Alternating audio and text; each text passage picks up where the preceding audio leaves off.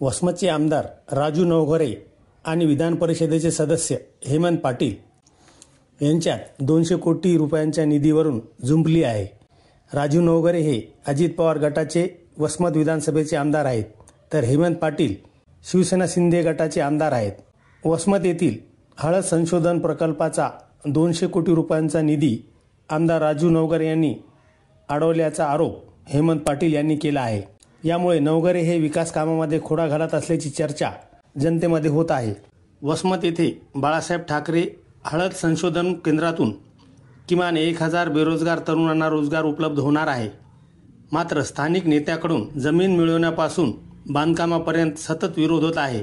आपल्याच मर्जीतील ठेकेदाराला कार्यकर्त्यांना काम मिळावे असे त्यांना वाटते। टक्केवारीसाठी हा विरोध होत असल्याचा आरोप हळद संशोधन प्रकल्पाचे अध्यक्ष तथा आमदार हेमंत पाटील यांनी केला आहे। स्थानिक नेत्याच्या पक्षाकडे अर्थ खाते असल्याने 200 कोटी रुपये 6 ते 7 महिन्यापासून अडवून ठेवले आहेत, असा आरोपही पाटील यांनी यावेळी केला।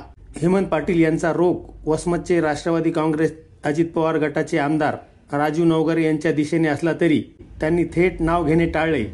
यातून अजित पवार यांच्याकडून शिवसेनेच्या आमदारांची कोंडी होत असल्याच्या चर्चांना एक प्रकारे पुष्टी मिळाली आहे। वसमत येथील हळद संशोधन केंद्रावर सोमवारी आयोजित वार्षिक सर्वसाधारण सभेपूर्वी त्यांनी पत्रकारांशी संवाद साधला।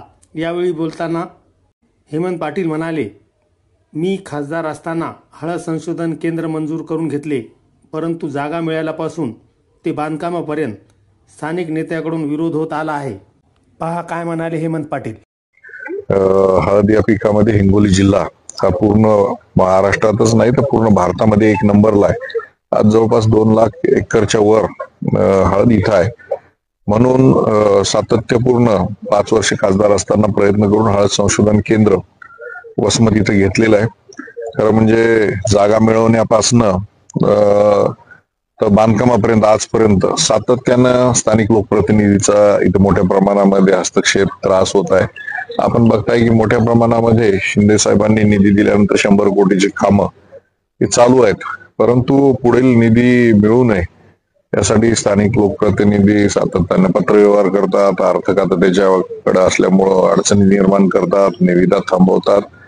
खरं म्हणजे हा प्रकल्प काय माझ्या वैयक्तिक काही घरासाठी नाही आहे, हा सर्व शेतकऱ्यांसाठी आहे आणि त्यांच्या मतदारसंघामध्ये होत आहे।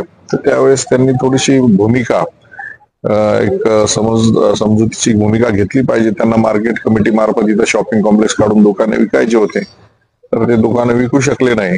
म्हणून सातत्यानं आता निविदा जवळपास 200 कोटी रुपयांच्या निविदा अडवलेल्या आहेत वित्त खात्यानं। मागच्या 8 महिन्यापासून पूर्ण कामं जी आहेत हे ठप्प झाल्यासारखी आहेत आणि हिंगोली जिल्ह्याला हे पाठीमागे नेण्याचं काम हे स्थानिक लोकप्रतिनिधीकडून होत आहे।